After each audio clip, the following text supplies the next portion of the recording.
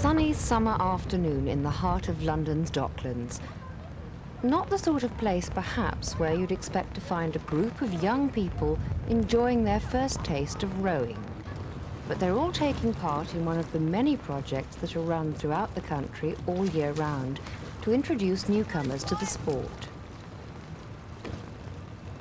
Believe it or not, well, you might believe it, none of them has ever been in a rowing boat before. Of course, the first problem they have to encounter is just how to get in. Right, to actually get into the boat, you have to hold these together in one hand and keep it level as you do it. So if you hold those in your left hand, your left foot in the middle, hold the rigger with your right hand and then lower yourself down. That's fine. Once you're in there, get your feet in and then flip that one over and do up the outside gate.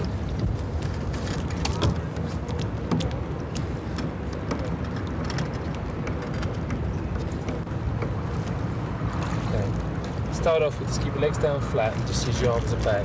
If you have your hands like that, with the handles the same height and the blades flat on the water, it'll stay level as I push you out. So as I push you out, just do that. So just have them on the water. Okay, if you bring your left hand into your stomach, turn your right one so it's square like that. Now try a few strokes with the right hand. Basic instruction in rowing technique is essential, but you can forget classrooms and blackboards. You'll be on the water before you know it. With the teaching restricted to individuals and small groups, you'll be surprised how quickly you build up confidence. Although such obvious points as how to hold the oars and how to deal with a sliding seat become suddenly less obvious when it's you that's got to do it.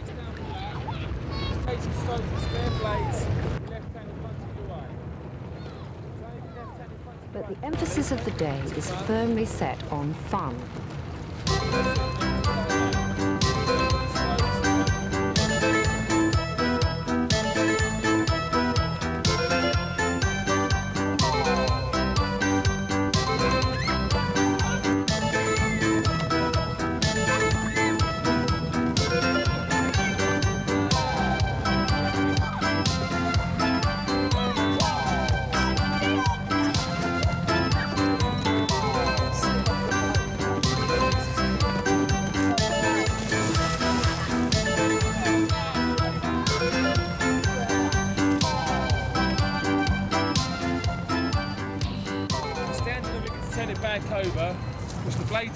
With the aim being to stay on the water, rowers don't spend much time actually in it.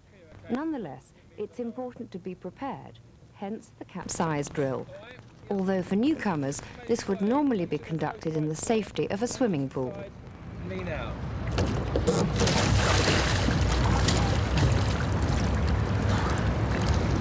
Once you're in, you stand on the rigger to turn it back over.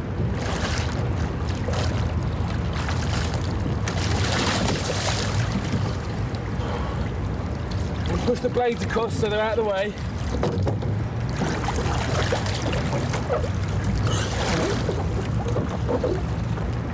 So make sure you hold onto the boat all the time.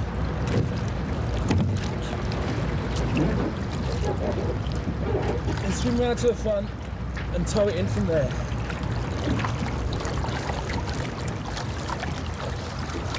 The boats themselves are very stable and virtually unsinkable, so actual capsizes are extremely rare. We practice purely for safety. Okay, the hand nose. The handles out in front of you. Push the handles in front of you. That's it. Yeah. That way, yeah. Okay.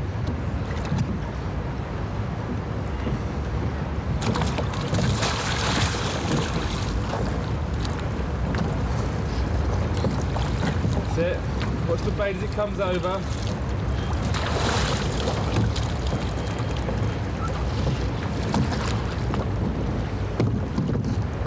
Keep one hand on the boat as you swim around it. Just swim around, you shouldn't swim under the boat, just swim around it. Okay? Remember that next time you do it.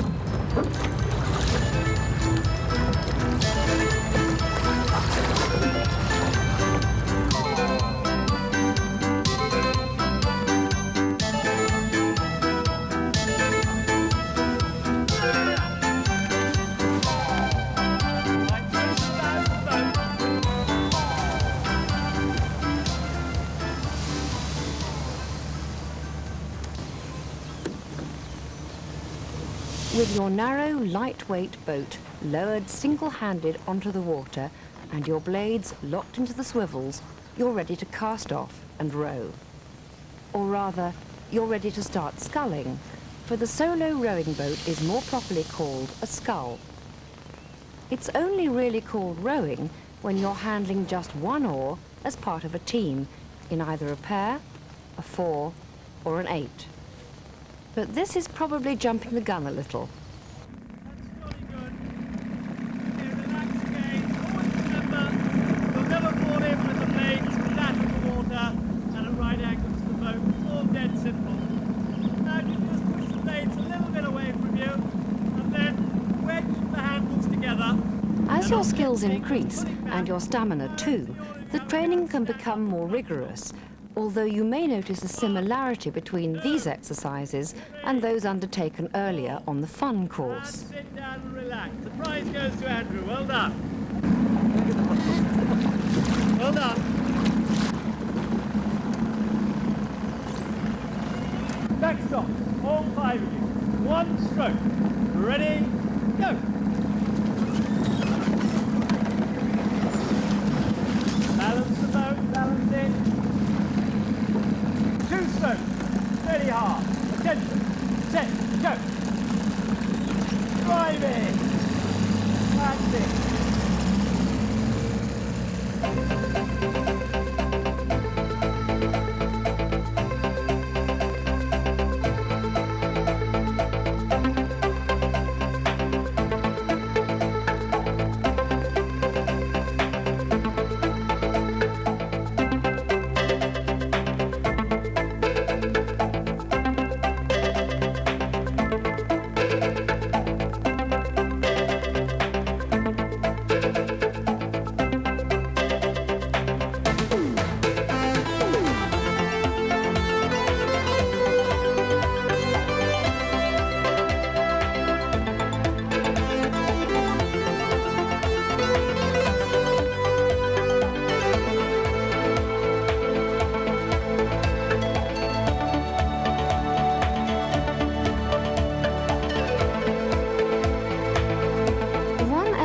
Sport that many people don't even know about is coastal sea rowing.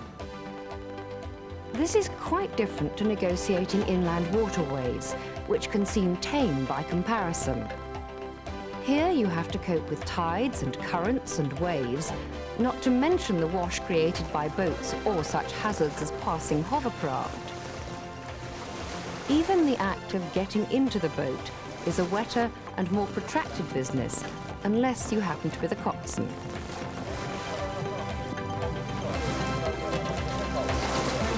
To withstand these rigours, the boats themselves must be broader and shorter than their freshwater counterparts, otherwise they would simply break up in the waves.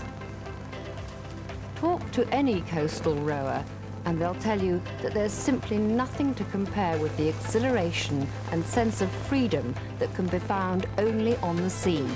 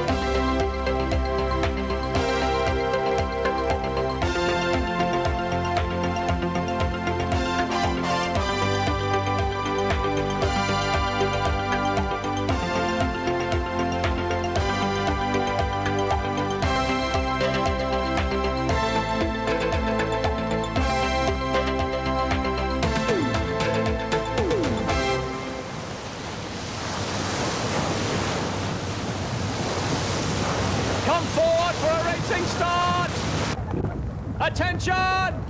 Set! Go!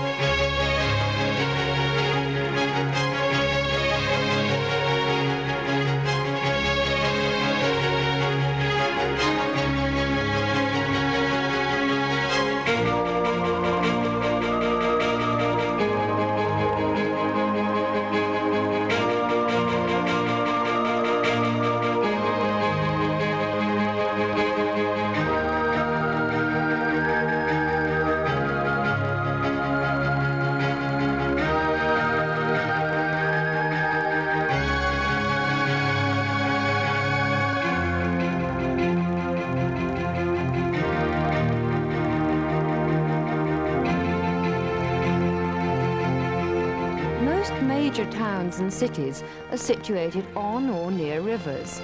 They all have their own rowing clubs, and they're all eager for new members, especially beginners.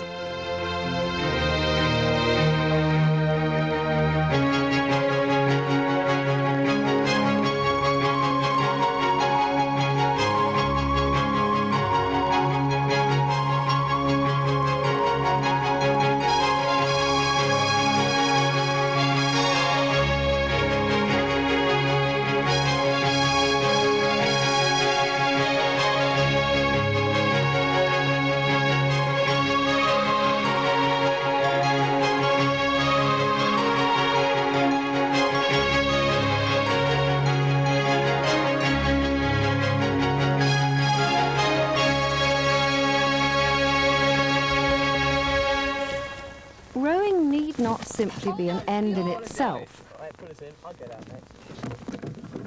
Touring rowing is a popular sport on the continent, and one that's fast growing here.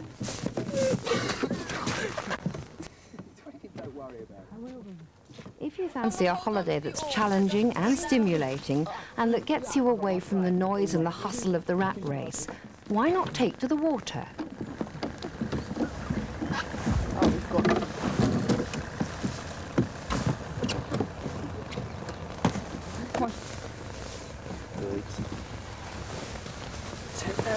Let's see how this works now. We've got to stake out the...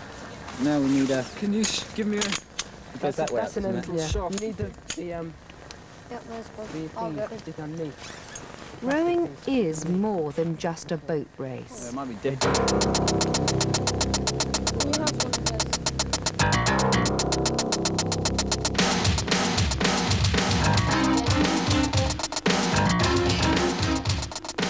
It's a sport that many people don't consider because they don't realise that it is a possibility. You don't have to be male, or rich, or even good at it to enjoy the sport. You can row on your own purely for pleasure, or as part of a team in competition. It's up to you.